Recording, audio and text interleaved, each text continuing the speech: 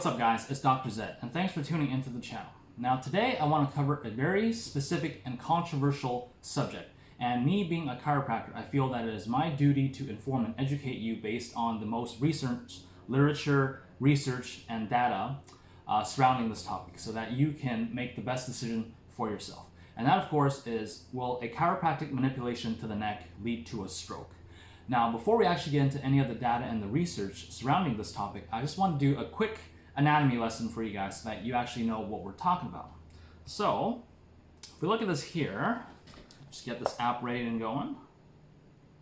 So basically what we have here is we have all the arteries in the body as well as the skeleton of the body. I went and hid the skull because that will make everything much easier for you to actually visualize. Now, in our cervical spine, which is also known as the neck, there are specific holes on the sides of the spine, just in the neck, and it's actually very unique to the cervical spine. And these are known as the foramen transversarium, or also known as the transverse foramen. Now, if we zoom in here, we see that through these holes on the sides of our neck, we actually have right there the vertebral artery. And this is the artery that's most, I wouldn't say most commonly injured because it's still extremely rare, but if there was to be an injury, it would most likely be this artery right here. And the injury would be known as a VBI, or also known as a vertebral basilar insufficiency, which basically means there's something going on with this artery that's preventing blood flow to the brain. So basically that's just a quick anatomy 101 for you guys so that you actually know what we're talking about for the rest of this video. So now onto the data. So a study conducted by Cassidy in 2008 proved that you are no more likely to get a stroke from a visit to the chiropractor's office than you are from a visit to the medical doctor's office. And their reasoning behind this was that most of the people having neck pain that are paying a visit to the chiropractor or the medical doctor are already having a stroke in progress. Now, there's a lot of controversy surrounding this paper, but I will not be giving my opinion because this video is meant for educational purposes and it's not an opinionated video. So I'm just going to go with the fact that this was a professionally conducted study with evidence-based results proving that you are no more likely to get a stroke at the chiropractor's office than you are at the medical doctor's office. Now, with that being said, this study was an observational study and not an interventional study.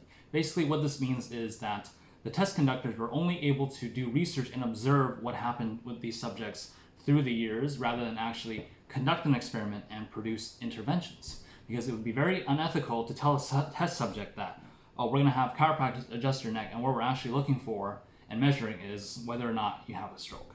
So now, observational studies are only really good at testing for correlation and not actually causation. So we know for a fact from these studies that there is no direct correlation between a chiropractic manipulation and a stroke.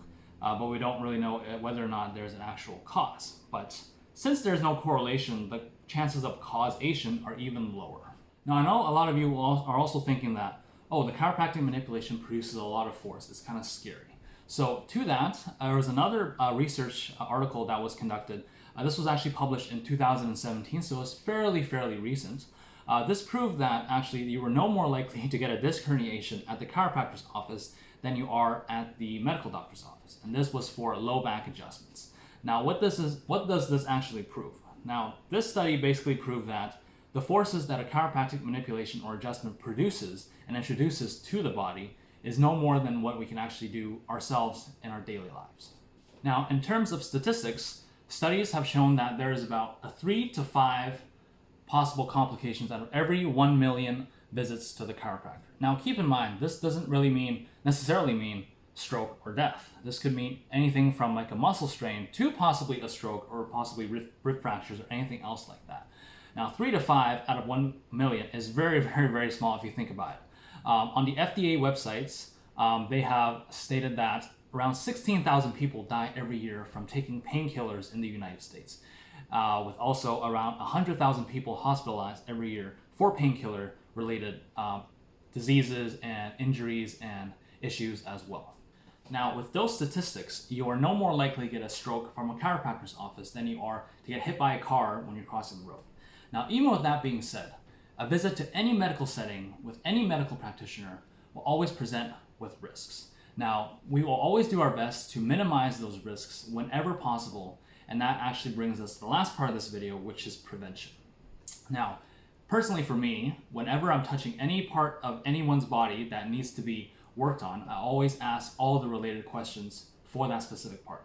Now, if we're talking about the neck today, I always ask, is there a history of stroke, a personal history of stroke? Is there a family history of stroke? Is there a family history of any other blood vessel related or heart conditions that could possibly predispose this patient that I'm about to treat for any kind of neck or stroke related issues? Now, if any of those questions turn back yes or positive, I will always be cautioned before I do anything related to the neck. If they do have a medical history of stroke, I will not adjust the neck. I will probably do some gentle mobilization to the neck rather than do any high velocity thrusts to the neck. That could possibly increase the risk of them having a stroke or anything. Now, of course, when it comes to communication, we will always do our best to ask all the related questions that need to be asked. But you guys also need to be as honest as you can when you give us your answers in order for us to help you to the best of our abilities. Now, I hope you guys enjoyed the video, and I hope you guys really learned something surrounding this controversial topic,